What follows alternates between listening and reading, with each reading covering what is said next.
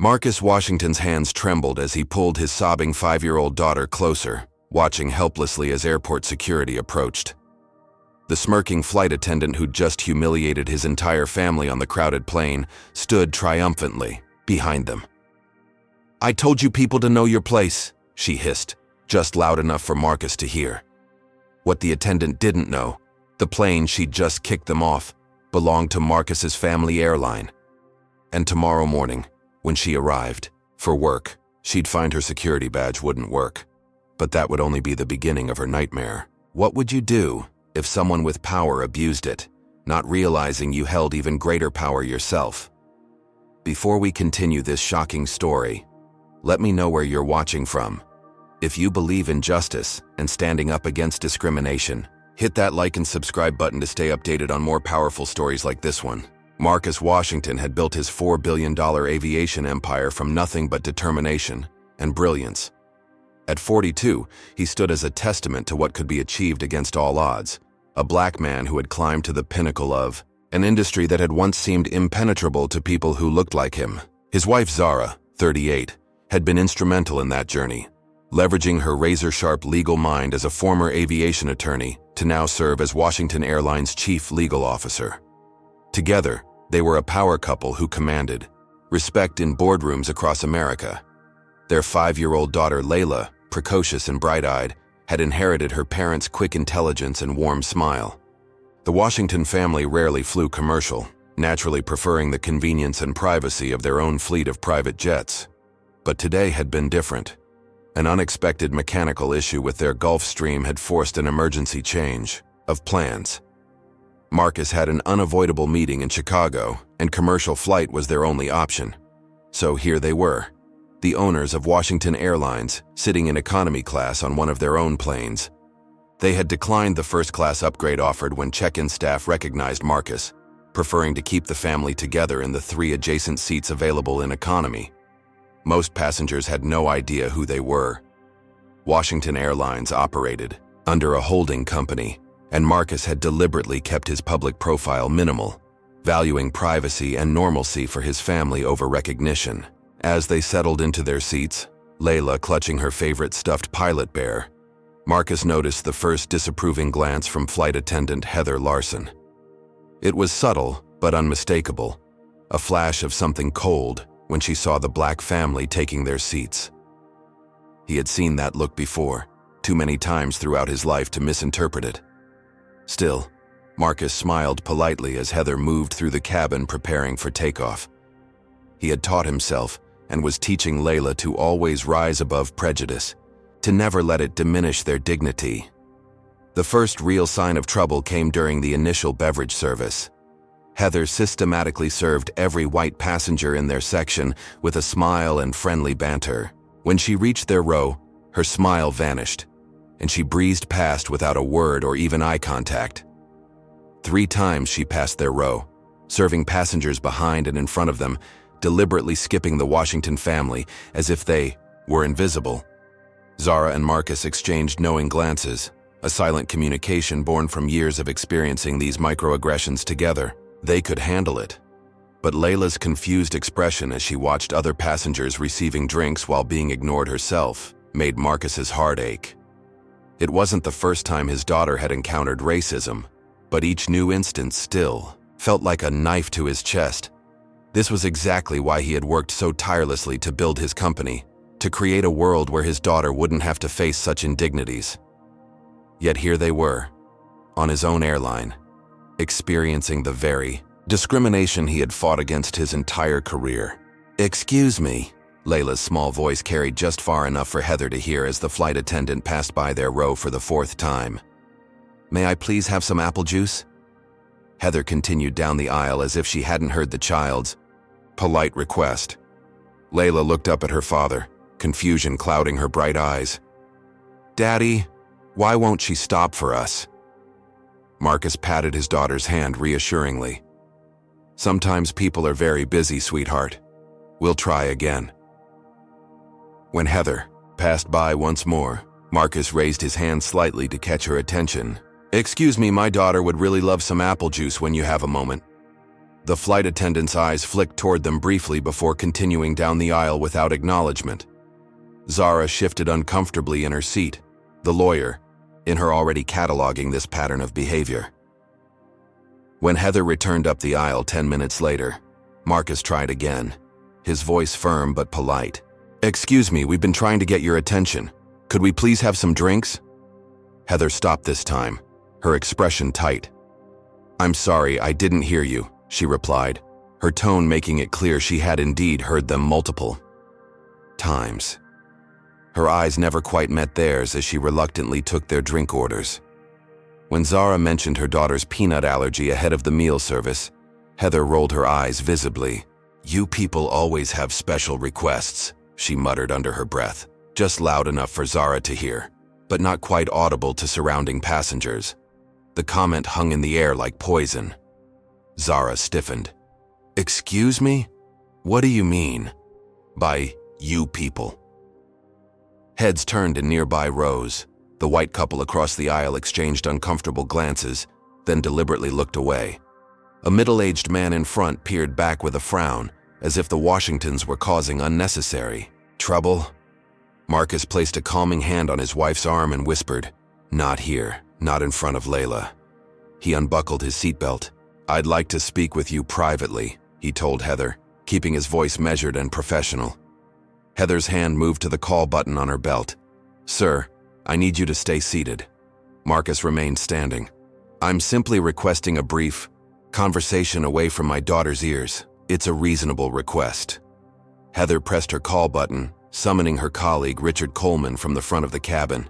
Richard hurried down the aisle, a tall man with a military bearing and a face that defaulted to suspicion. "Is there a problem here?" he asked, directing the question only to Heather. "These passengers are being difficult," Heather said, loud enough for the entire section to hear. "I've tried to accommodate their many demands, but they keep harassing me." The lie was so brazen that Marcus was momentarily speechless. Several passengers were now openly staring, some with phones partially raised, ready to record any escalation. "That's absolutely false," Zara began, her attorney voice emerging. Richard cut her off with a raised hand.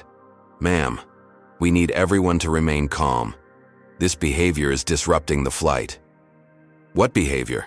Marcus asked, his voice rising slightly, despite his best efforts. "We've simply asked for drinks and informed your colleague about an allergy. How is that disruptive?" Heather leaned toward Richard and whispered something. He nodded gravely.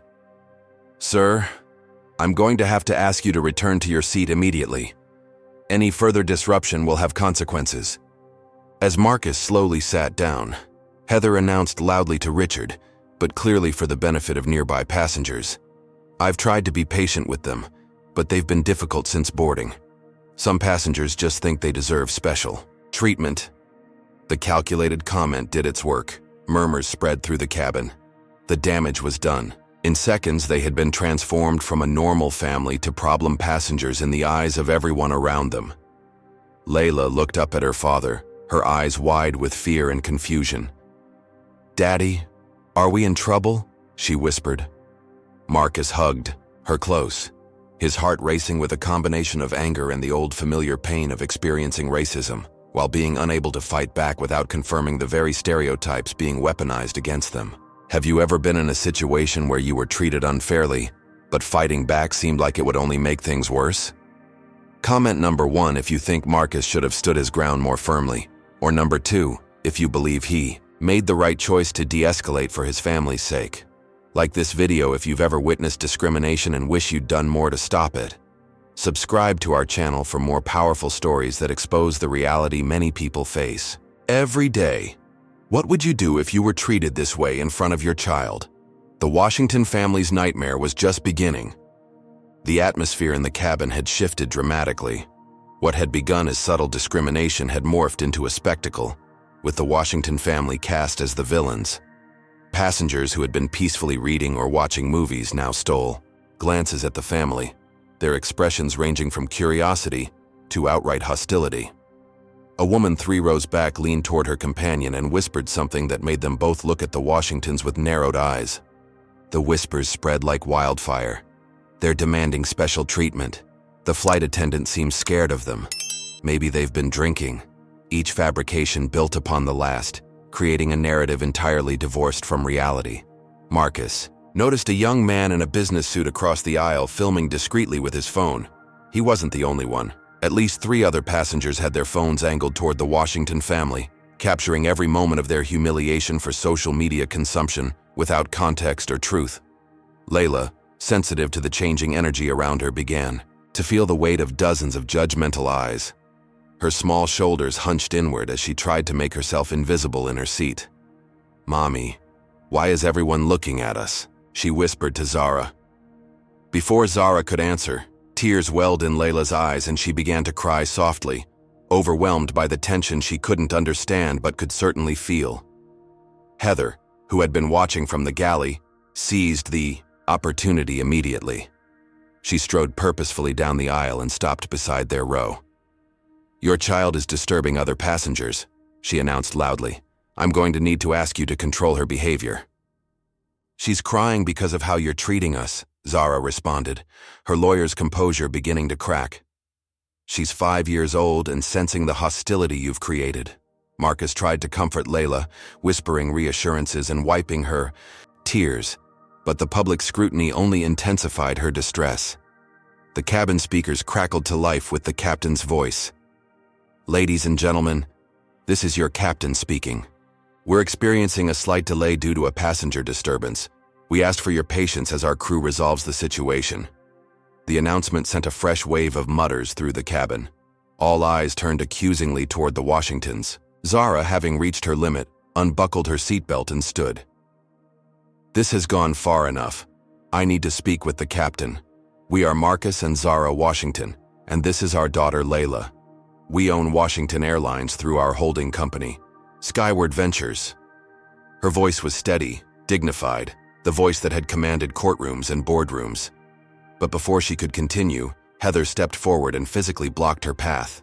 "Ma'am, sit down immediately or I will be forced to take severe measures." "Do you understand who we are?" Zara pressed, her voice rising despite herself. "We are the owners of this airline, and the way you've treated us is absolutely unacceptable."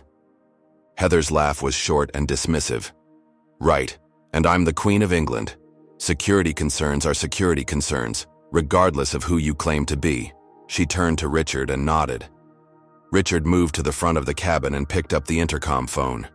His voice echoed throughout the plane moments later. "Ladies and gentlemen, due to a security situation, we will be removing several passengers from this flight.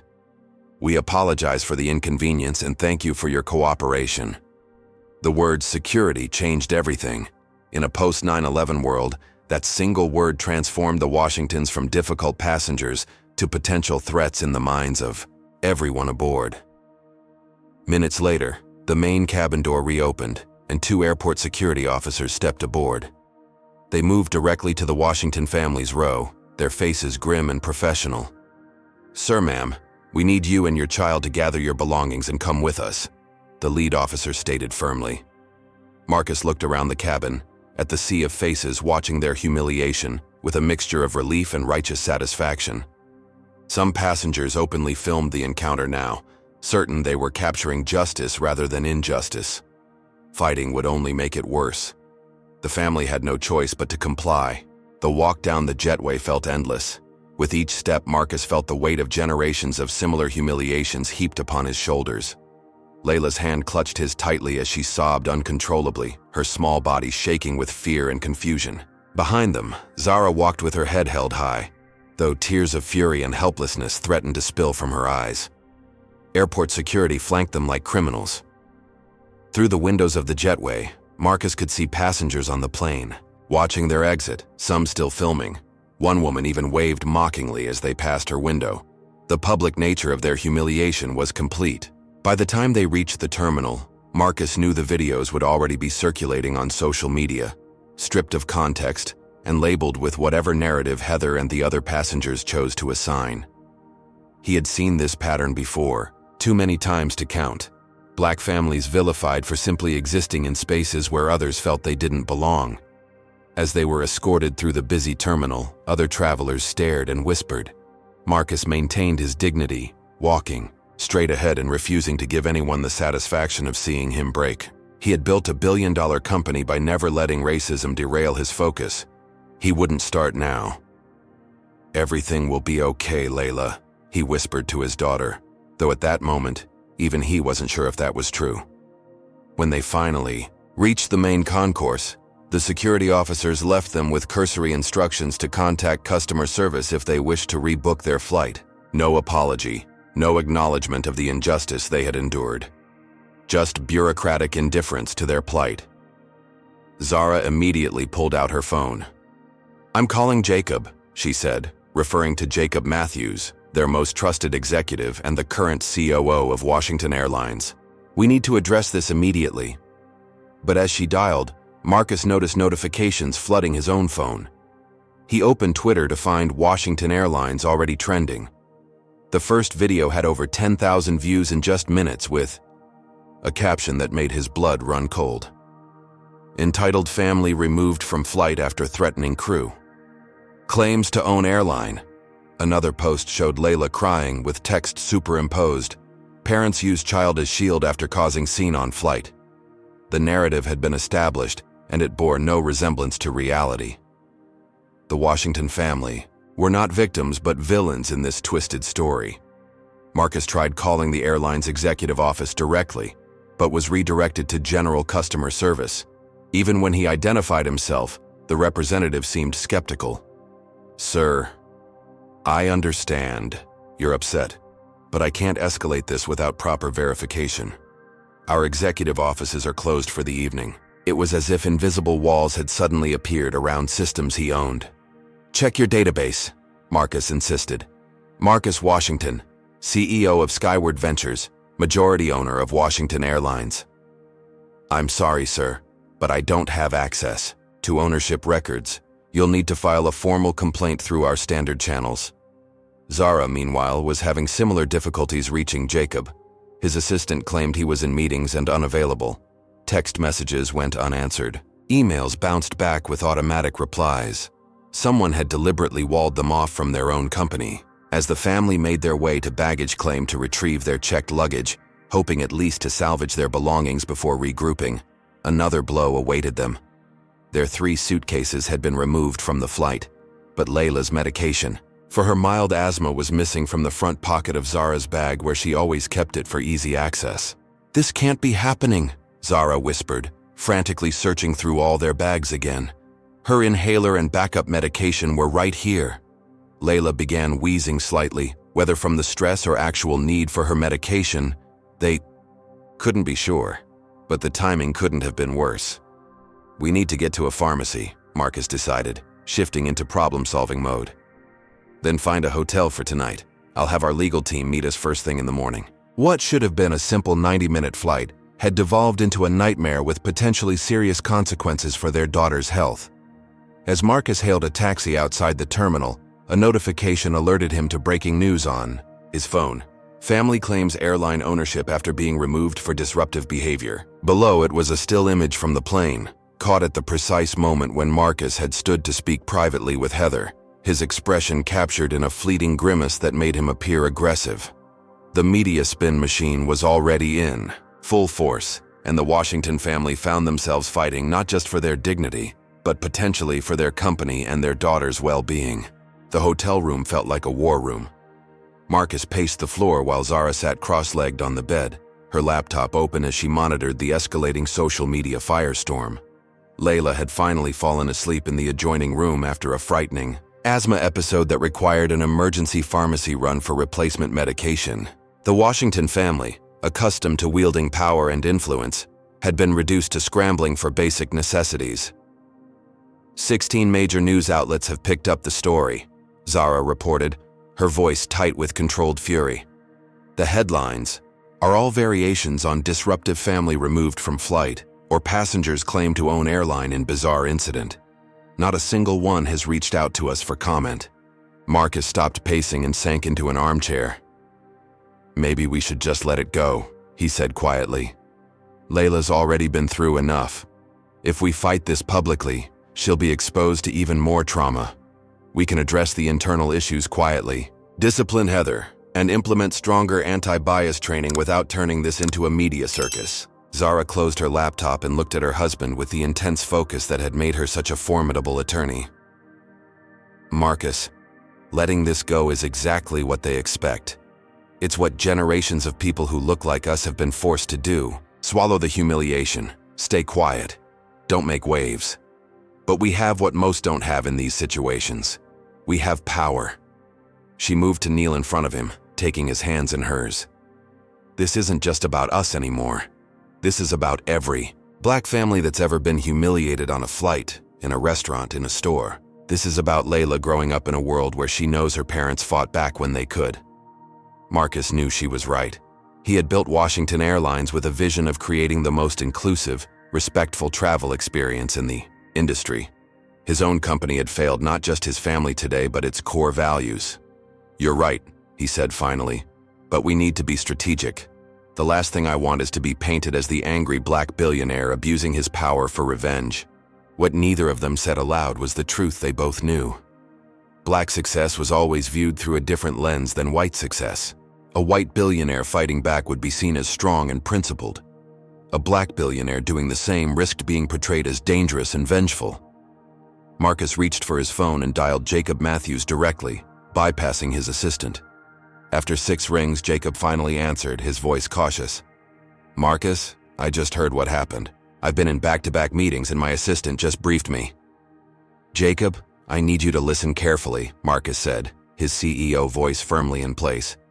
"First, I want every second of security footage from that flight preserved immediately. Second, I want Heather Larson's complete personnel file on my desk by morning. Third, I need to know which board members or executives might be working against me behind the scenes, because someone deliberately blocked our access to management channels today."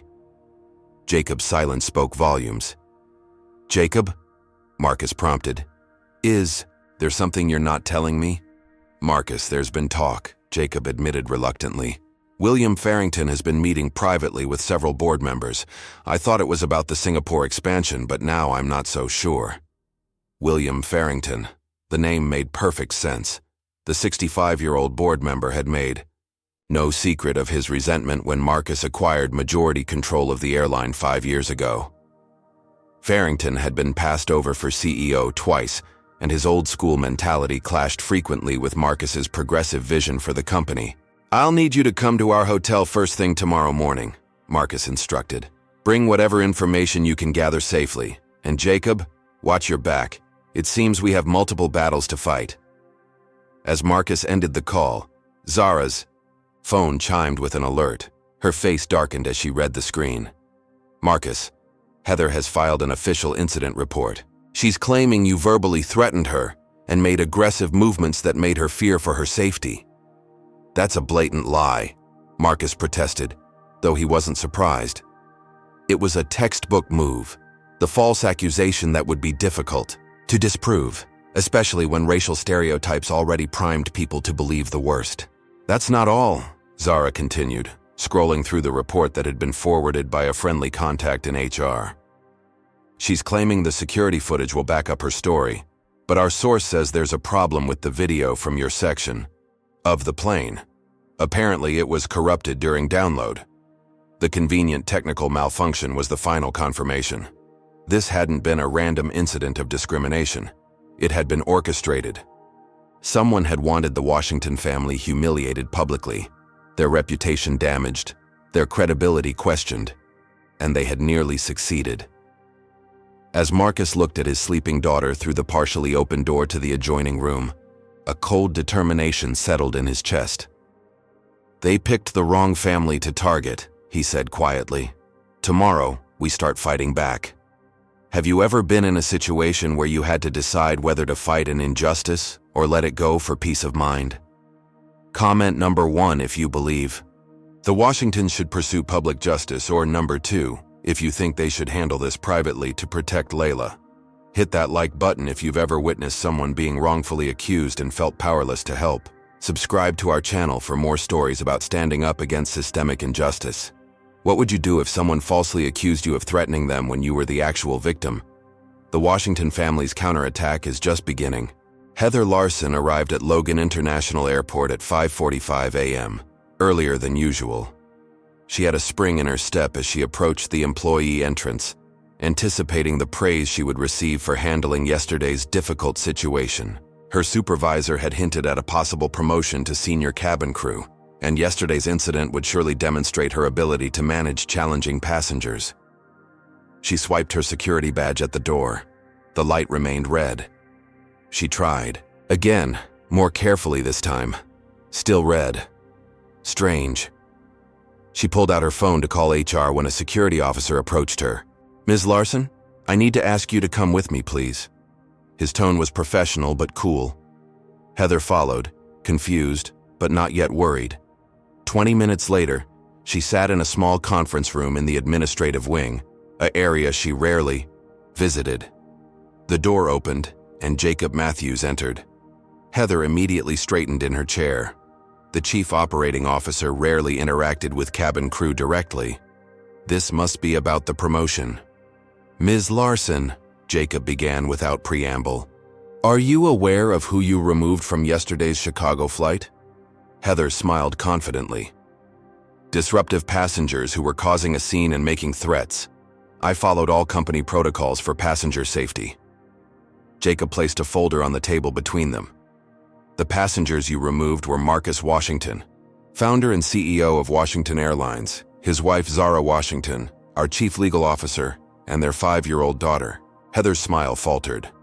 That's what they claimed, but anyone can say anything when they're being removed." "It wasn't a claim, Ms. Larson. It was a fact." Jacob opened the folder and turned it toward her. Inside was a company profile with clear photos of the Washington family. Heather felt the first flutter of panic in her chest. This is some kind of joke. They can't be. I mean, everyone knows airline owners don't fly commercial. Mr. Washington frequently flies his own airline to experience the service as a passenger, a practice that apparently yielded some valuable insights yesterday. Jacob's voice had an edge now. "Ms. Larson, you have 2 options. Option 1, you resign immediately, effective today, with a standard non-disclosure agreement.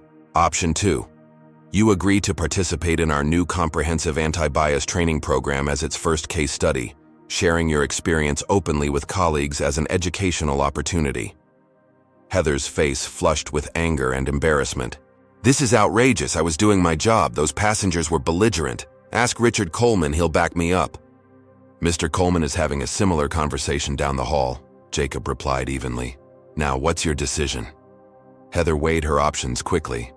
Resignation would be a black mark on her employment record. The training alternative, while humiliating, would at least keep her employed. She could bide her time, play along, and find another position later. "Fine," she said tightly. "I'll do your training program. But this isn't fair. You have no idea what actually happened on that plane." Jacob stood to leave. "The Washingtons have decided to give you a chance to learn and grow from this incident. Ms. Larson, I suggest you take it seriously." As he left, Heather pulled out her phone with shaking hands. She scrolled to a contact labeled Angie Daily Metro and typed a quick message. "Have major airline whistleblower story. Owner abusing power to punish employees. Exclusive if you want it. Call me." Within an hour, Heather was sitting at a coffee shop 3 blocks from the airport, pouring her version of events into a digital recorder held by an eager young reporter. By noon, the story was live on the Daily Metro website with the headline, "Airline Whistleblower Speaks Out. Billionaire Abuses Power to Punish Employee for Doing Her Job." The article portrayed Heather as a dedicated safety professional being persecuted for following protocol. It suggested Marcus Washington was using his wealth and influence to retaliate against employees who didn't recognize him or give him special treatment. The reporter had reached out to Washington Airlines for comment, but the hastily crafted official response about investigating the incident only made the company appear defensive and guilty. By mid-afternoon, the story had been picked up by 3 major networks. The social media tide, which had begun to turn slightly in the Washingtons' favor as people questioned the original narrative, swung dramatically back against them. Airline bully and Dachauer boycott Washington began trending. The Washington family, who had spent the morning working with their legal team to build a case against the discrimination they had faced, now found themselves fighting a different battle altogether. The victimizers had successfully cast themselves as the victims, and the actual victims were now viewed as powerful oppressors. It was an old, familiar script, but no less effective for its predictability. And joining us now is Heather Larson, the flight attendant at the center of this developing story. The morning show host's voice was sympathetic as Heather appeared on screen, looking appropriately subdued in a conservative blouse, her hair pulled back neatly. Heather, can you tell us in your own words what happened on that flight? The Washington family watched the interview from their hotel suite, where they had essentially established a command center. Marcus's jaw tightened as Heather launched into her carefully crafted narrative. I was simply doing my job, following our safety protocols. The male passenger became aggressive when asked to comply with standard requests. At no point did they identify themselves as the owners until they were being escorted off, which seemed like a desperate attempt to avoid consequences. The host nodded encouragingly. And how did you feel when you learned they actually were the owners of the airline? Heather's eyes welled with perfectly timed tears. Terrified. I've worked for Washington Airlines for 12 years with an impeccable record. Now my career and reputation are being destroyed because I didn't recognize the owner and give him special treatment. Is that the kind of world we want to live in, where the wealthy can behave however they want without consequences? Zara muted the television in disgust. She's good, I'll give her that. Playing the working-class hero standing up to the big, bad billionaire. Marcus was scrolling through his phone, his expression grim. It gets worse. Conservative outlets are running with the angle that we're playing the race card to deflect from our behavior. They've dug up that lawsuit from 2019 where we sued that resort in Miami for discrimination. We won that case, Zara pointed out. There was clear evidence of discrimination. Doesn't matter. They're painting us as people who cry racism whenever we don't get our way. And liberal outlets aren't much better focusing on the billionaire abuses power angle. Our wealth is being used to undermine our experience of racism, as if money somehow makes discrimination impossible or more acceptable. The reality of their situation was becoming clear. The Washington family had the misfortune of fitting into no one's preferred narrative. Too wealthy to be sympathetic victims to the left, too black to be given the benefit of the doubt by the right. Their actual experience was being drowned out by everyone's eagerness to fit them into pre-existing political frameworks. Zara's phone buzzed with an alert. Marcus, someone leaked our home address online. We're getting death threats. She showed him her screen, where a social media user had posted, "These entitled rich people need to be taught a lesson. Who's up for a visit to their address?" The post had hundreds of likes and shares already. "I'm calling our security team," Marcus said, reaching for his phone. "We need to increase protection at the house and get someone here to the hotel immediately." Before he could dial, his phone rang with an unknown number. He answered cautiously. "Mr. Washington, this is Principal Winters from Layla's school. I'm calling because we've had concerning developments here this morning." Marcus put the call on speaker. "What kind of developments?" "Several parents are protesting outside our gates. They're demanding that Layla be removed from the school, claiming her presence puts other children at risk. They've apparently seen the news reports about your incident on the plane. They're suggesting that if you would threaten airline staff, you might be a danger to school personnel as well." The absurdity of the accusation would have been laughable if it weren't so serious. "That's completely unfounded," Marcus began, but the principal cut him off. "I understand that, Mr. Washington. We've reviewed your family's history with our school and found nothing but positive interactions. However, the situation is causing significant disruption. Perhaps it would be best if Layla studied remotely until this blows over." The suggestion was clear. The school was more concerned about appeasing angry parents than standing by a student being targeted unfairly. It was yet another reminder that even billions of dollars couldn't fully shield his daughter from racism. After ending the call, Marcus and Zara sat in stunned silence. The situation was spiraling beyond anything they had anticipated. Their home was being threatened, their daughter was being driven from her school, and their company was under siege in the court of public opinion. Then Jacob called with the worst news yet. "Marcus, the board is convening an emergency meeting tomorrow morning. I've just seen a confidential memo being circulated among certain members. They're suggesting you step down temporarily for the good of the company until the PR crisis passes. The message was clear. Even within his own company, forces were moving against him, using this incident as cover for a coup they had likely been planning for some time. Marcus now faced an impossible choice: fight for his company or fight for his principles. The traditional playbook would suggest sacrificing one to save the other, but Marcus Washington hadn't built a billion-dollar company by following traditional playbooks. "Jacob, leak to the press that I'll be attending that board meeting in person," he instructed. "And get me everything you can find on William Farrington's background. Everyone has skeletons, it's time we found his." The knock on the hotel door came at 11:23 p.m. Marcus approached cautiously, checking the peephole before opening. The man standing in the hallway was familiar but unexpected: Richard Coleman, the male flight attendant who had backed up Heather's lies on the plane. "Mr. Washington," Richard said quietly, glancing nervously over his shoulder. "I need to speak with you. It's important." Marcus hesitated, then opened the door wider. "Come in, Mr. Coleman." Zara looked up from her laptop, surprised to see the flight attendant entering their suite. She stood immediately, her posture defensive. "What are you doing here?"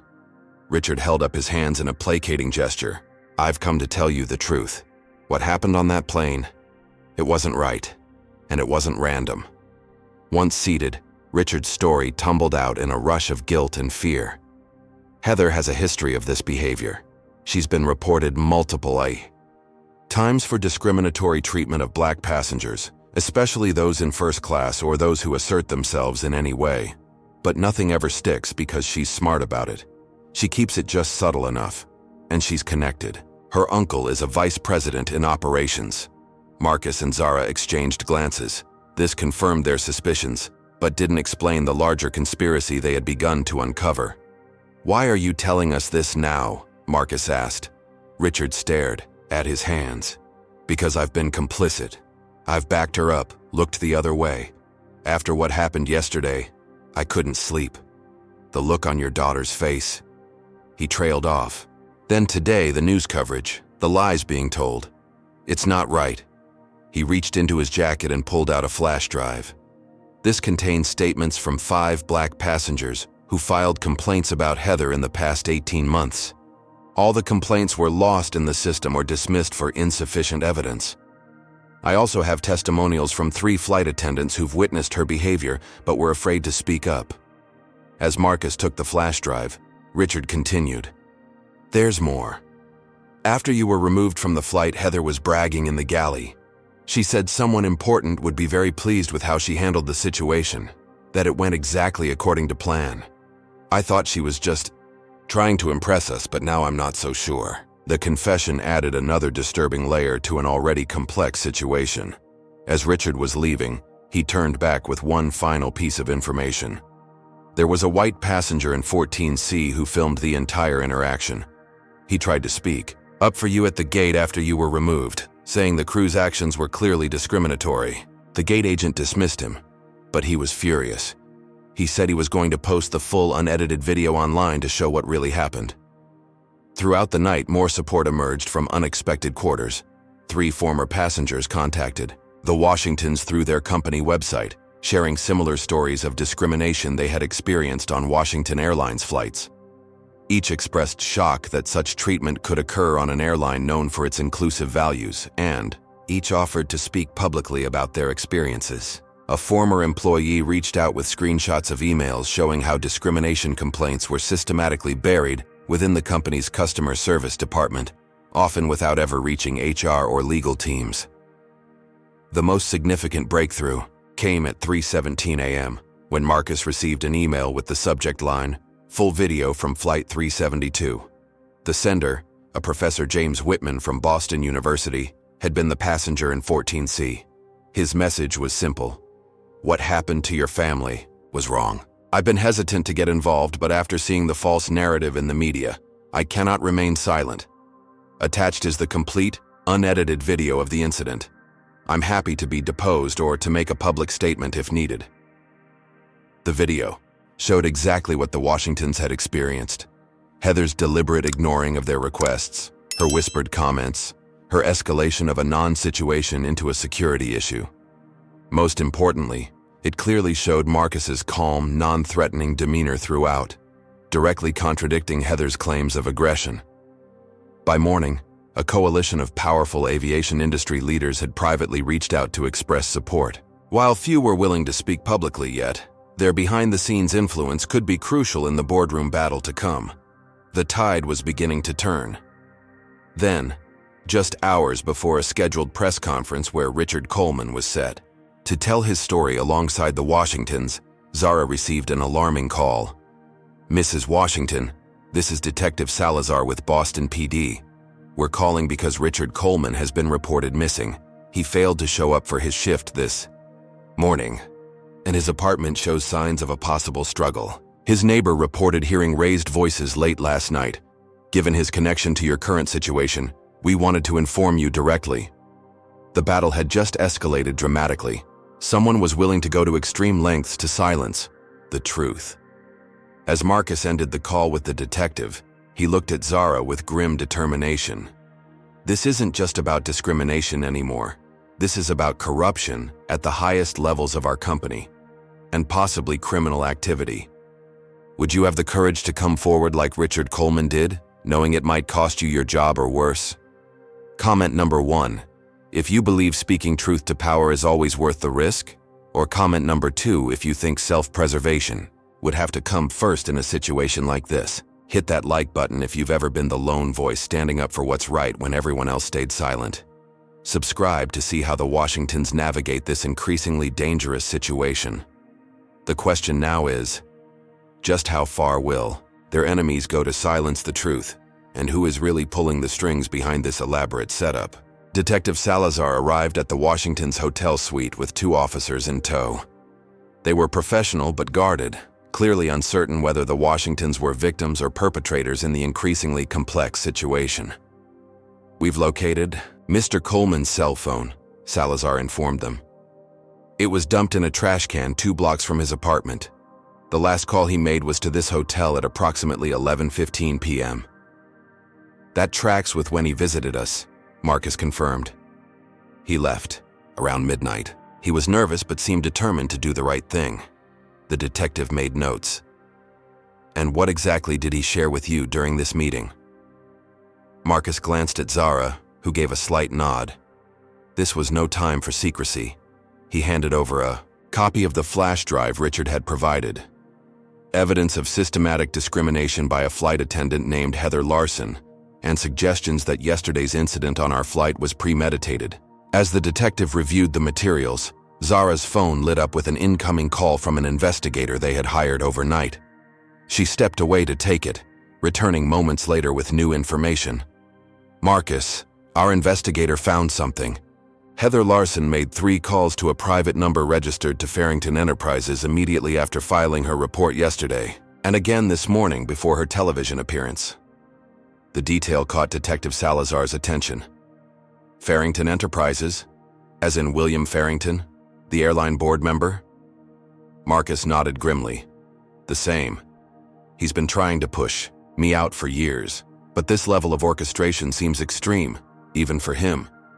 Further investigation throughout the day revealed a disturbing pattern. The mechanical issue that had grounded the Washingtons' private jet had been reported by a maintenance technician who had recently been hired from a company owned by a Farrington subsidiary. The technician had signed off on a faulty hydraulic system that any qualified inspector would have flagged as operational.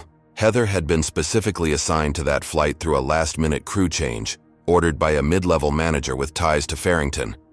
Even the social media campaign had suspicious elements.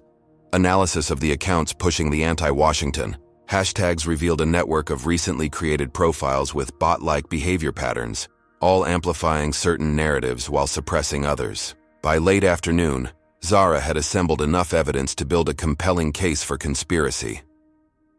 "It's not just discrimination," she told Marcus as they prepared for the emergency board meeting. "It's corporate sabotage, potentially criminal endangerment, and defamation at minimum." Just as they were preparing to leave for Washington Airlines headquarters, Marcus received a devastating call. Marcus, it's Jacob. We have a problem. Your CFO, Thomas Reed, just entered the boardroom with William Farrington. He's carrying financial documents that weren't on the agenda. I overheard them mentioning a vote of no confidence. Thomas Reed had been with Marcus for 12 years, since the early days of building the airline. His betrayal cut deeper than any other aspect of the conspiracy. They're making their move, Marcus said quietly, ending the call. Thomas has all our financial details, including those offshore expansion plans that could be twisted to look questionable out of context. Zara grabbed her briefcase. Then we better get there before they can finish their presentation. This isn't just about yesterday's incident anymore. This is about the future of everything we've built. The Washington Airlines boardroom had never felt so hostile. 14 board members sat around the polished mahogany table, their expressions ranging from openly antagonistic to carefully neutral. William Farrington occupied the chair's position, at the head of the table, a seat that technically belonged to Marcus. It was a power play, deliberate and symbolic. Ah, Marcus, Zara, thank you for joining us. Farrington's voice dripped with false cordiality. Given the current situation, we thought it best to proceed with addressing some urgent matters. Thomas was just walking us through some concerning financial projections. Marcus took in the scene calmly, noting which board members avoided his gaze and which seemed uncertain. He had weathered boardroom coups before, though never one so elaborately staged. Before we continue, Marcus said, I'd like to address the actual reason for this meeting. The incident on yesterday's flight and the subsequent media coverage. Farrington smiled thinly. Of course, that's on our agenda as well. But perhaps the financial stability of the company takes precedence over a personal matter. It's not personal when it involves the deliberate humiliation of the company's founder and his family as part of a coordinated effort to seize control of the airline. Zara interjected, opening her briefcase. What you're describing sounds rather paranoid, Farrington replied, his confidence unwavering. We're simply concerned about Marcus's stability given recent events, his confrontation with staff, the public outbursts. What public outbursts? Marcus challenged. The ones Heather Larson fabricated for the media? The ones contradicted by actual video evidence and eyewitness testimony? For the next 30 minutes, Zara methodically presented their evidence. The suspicious maintenance report on their private jet, Heather's reassignment to their flight, the calls between Heather and Farrington, the coordinated social media campaign. The board members listened with increasing discomfort as the picture became clear. Farrington's confident smile gradually hardened into a grimace. When Zara finished, there was a heavy silence. Farrington broke it with a dismissive wave. Circumstantial at best. Creative storytelling by a lawyer trying to distract from her husband's behavior. The fact remains that public perception has turned against Washington Airlines under Marcus's leadership. The stock has dropped 12% since yesterday. For the good of the company, a temporary leadership change is necessary. He nodded to the corporate secretary. I move to call a vote of no confidence in Marcus Washington as CEO, effective immediately. Before anyone could second the motion, the boardroom doors opened. Detective Salazar entered, accompanied by 2 officers and a haggard but determined Richard Coleman. Sorry to interrupt, Salazar announced, but I believe Mr. Coleman has information relevant to your discussions. Richard stepped forward, his hands shaking slightly but his voice steady. I was abducted from my apartment last night by 2 men claiming to work for airline security. They held me in a warehouse, trying to force me to sign a statement claiming that Marcus Washington had bribed me to change my story. When I refused, they threatened my family. He pointed directly at Farrington. They said they were acting on orders from the top that I needed to play ball if I wanted to keep my job and keep my family safe. Farrington's face flushed with anger. This is absurd. You have no proof of any connection to me. Actually, Salazar interjected, Mr. Coleman was able to identify one of his abductors from company photos. The individual in question has already confessed and implicated several others, including direct links to your office, Mr. Farrington. The boardroom erupted in shocked murmurs. Taking advantage of the chaos, Farrington's attorney leaned forward. Even if certain overzealous individuals took matters too far, The financial concerns about Mr. Washington's leadership remain valid. The technically correct procedure would be to proceed with the vote, while these criminal allegations are investigated separately. It was a desperate but legally sound argument. Marcus watched several board members nodding reluctantly, swayed by the technicality. Years of building this company, of creating an airline that stood for inclusion and excellence, and it could all be undone by procedural maneuvering. The corporate secretary looked uncertain. According to bylaws, we should proceed with the scheduled vote. Just as it seemed the momentum had shifted irreversibly in Farrington's favor, the boardroom, doors opened once more. This time, Heather Larson entered, escorted by another detective. Her eyes were red from crying, her confident media persona completely dissolved.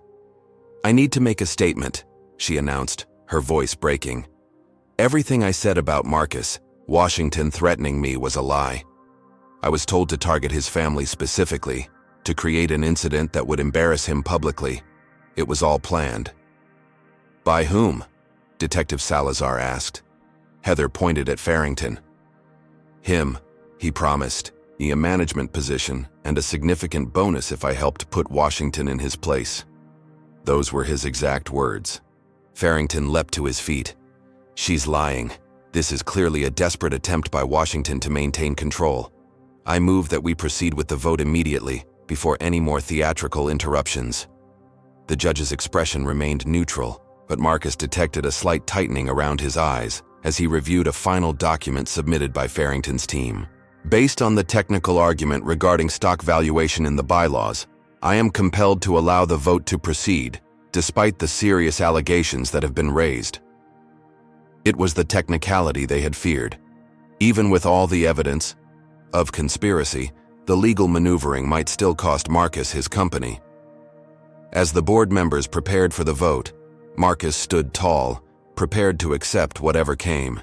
He had built this airline from nothing. He could do it again if necessary. Some principles were worth losing everything for. As the board prepared to cast their votes, a commotion erupted outside the boardroom. The doors burst open, and Jacob Matthews rushed in, breathless and triumphant. "You need to see this," he announced, turning on the large display screen on the wall. The screen showed a live feed of the lobby downstairs. It was filled with Washington Airlines employees, hundreds of them, all wearing company uniforms and holding signs with messages like "Stand with Washington" and "No to Discrimination." "What is this?" Farrington demanded. "A publicity stunt?" Jacob shook his head. "It's completely spontaneous. After the truth started leaking out about what really happened on that flight, employees began showing up. Pilots, flight attendants, ground crew, maintenance workers. They're all here to support Marcus." He switched to a social media feed where "I Stand with Washington" was trending globally, having eclipsed the negative hashtags from earlier. Video testimonials from former passengers sharing their positive experiences on Washington Airlines flooded the feeds, many specifically mentioning the inclusive culture Marcus had fostered. "The mainstream media has picked it up too," Jacob continued, switching to a news channel where a respected industry analyst was speaking. "What we're seeing is unprecedented solidarity within the airline industry.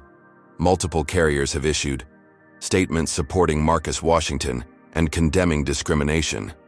Several major corporate clients have announced they will suspend their contracts with Washington Airlines if leadership changes as a result of this incident." In real time, the narrative was being reclaimed. Truth was breaking through the carefully orchestrated campaign of lies. Thomas Reed, the CFO who had betrayed Marcus, shifted uncomfortably in his seat as the board members watched the growing crowd of supporters. The corporate secretary's phone buzzed repeatedly with incoming messages. "Sir," she said to Farrington, "we're receiving hundreds of customer service calls. Passengers are threatening mass cancellations if Mr. Washington is removed."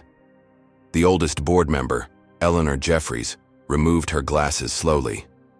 "William, I think it's time to reconsider this vote. The public has spoken, and they're clearly standing with Marcus." Farrington's face contorted with fury. "This changes nothing. The vote proceeds as scheduled. I remind everyone of their fiduciary duty to the shareholders." "Speaking of shareholders," Zara interjected smoothly, sliding A document toward the corporate secretary.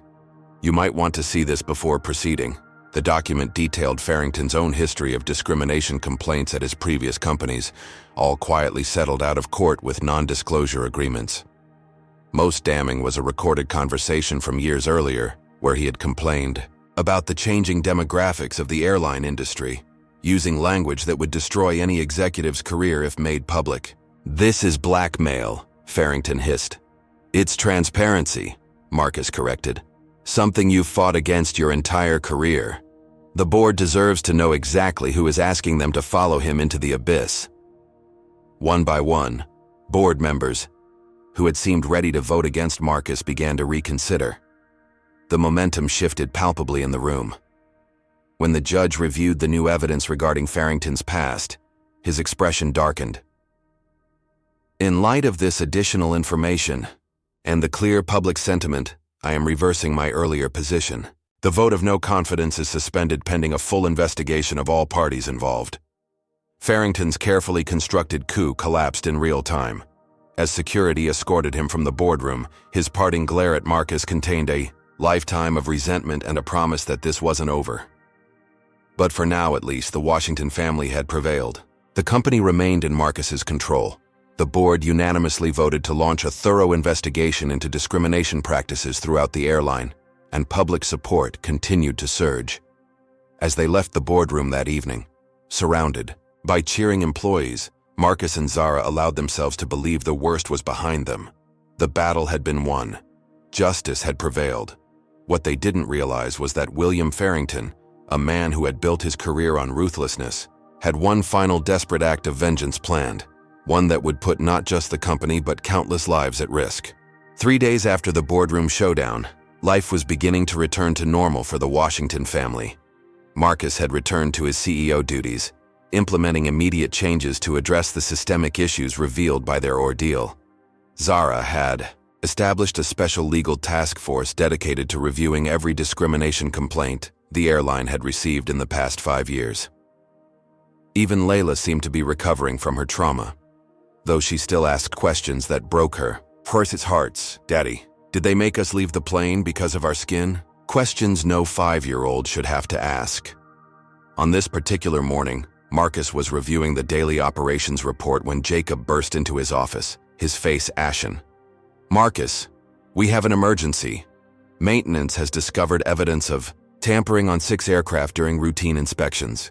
Critical system components were deliberately damaged in a way that wouldn't trigger immediate alarms, but could cause catastrophic failure during flight." Marcus was on his feet instantly.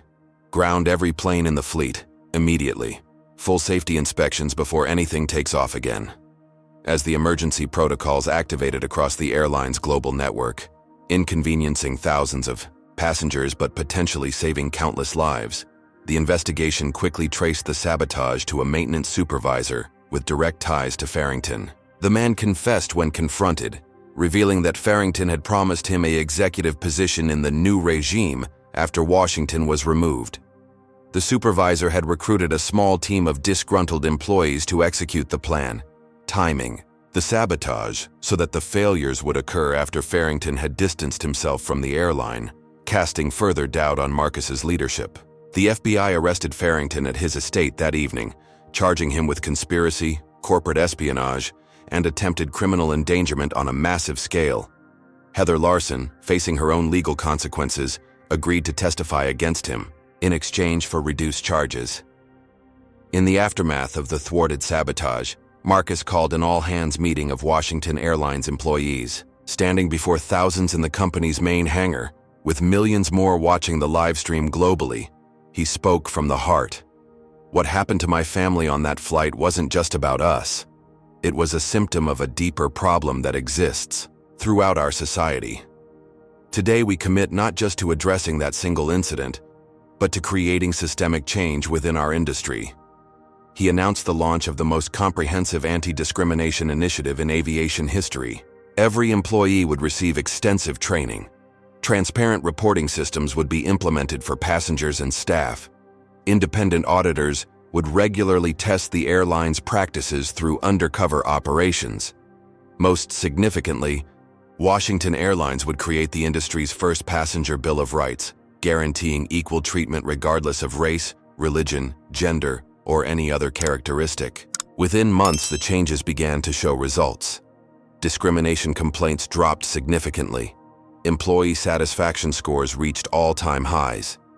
Industry observers noted that other airlines were beginning to adopt similar practices, unwilling to be left behind in what was becoming a major selling point for travelers. 1 year after the incident, Washington Airlines was recognized by 3 independent organizations for having the most diverse workforce and leadership team in the industry.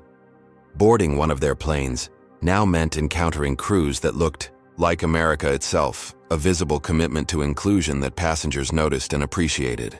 For the Washington family, the most meaningful moment of healing came on Layla's 6th birthday. Marcus arranged for her to sit in the captain's seat of a parked plane, wearing a pilot's hat specially made for her. As she gripped the controls, beaming with joy, Layla made an announcement that brought tears to her father's eyes. "When I grow up," she declared confidently, "I'm going to be a pilot so I can help make sure everyone feels welcome in the sky." In that moment, Marcus knew that despite the trauma they had endured, something precious had been preserved in his daughter. Her belief that she could change the world for the better. The flight attendant who had kicked them off their own plane had unwittingly sparked a transformation, not just of an airline, but of an industry. From discrimination had come reform, from hatred had come healing, and from one family's willingness to stand up for what was right had come a legacy that would benefit countless passengers for generations to come. This story reveals powerful truths about racism and privilege in modern society. First, discrimination doesn't disappear with wealth or status, it merely transforms. The Washington family's billions couldn't shield them from the humiliation and injustice that many black families face daily. Second, systems often protect perpetrators rather than victims, especially when racism intersects with power. Heather's lies were initially believed because they aligned with harmful stereotypes, while the Washington's truth was dismissed for the same reason. The story also demonstrates how media narratives can be weaponized against marginalized communities, turning victims into villains through selective framing. Perhaps most importantly, it shows that fighting systemic racism requires both personal courage and institutional power. The Washingtons prevailed not just because they were determined, but because they had resources most victims of discrimination don't have. The ultimate lesson lies in what they chose to do with their victory. Rather than seeking revenge, they created systemic change that would benefit countless others. True justice isn't just about vindicating yourself. It's about transforming broken systems so future generations won't face the same struggles. As Layla's innocent aspiration shows, the greatest victory against hatred is preserving hope and the belief that we can create a better world. What moment in this story resonated most deeply with you? Was it the initial humiliation, the corporate conspiracy, or perhaps the transformation that came from standing up for what's right? Comment below with your thoughts and share a time when you witnessed or experienced discrimination and how it was handled. If you believe in creating a world where everyone is treated with dignity, regardless of their race, hit that like button and subscribe to our channel for more powerful stories that shine a light on important social issues. Share this video with someone who needs to understand that racism persists at all levels of society and that we all have a role in combating it. Thank you for joining us for this powerful story. May we all find the courage to stand up against injustice when we see it, and the wisdom to use whatever privilege we have to create positive change for others.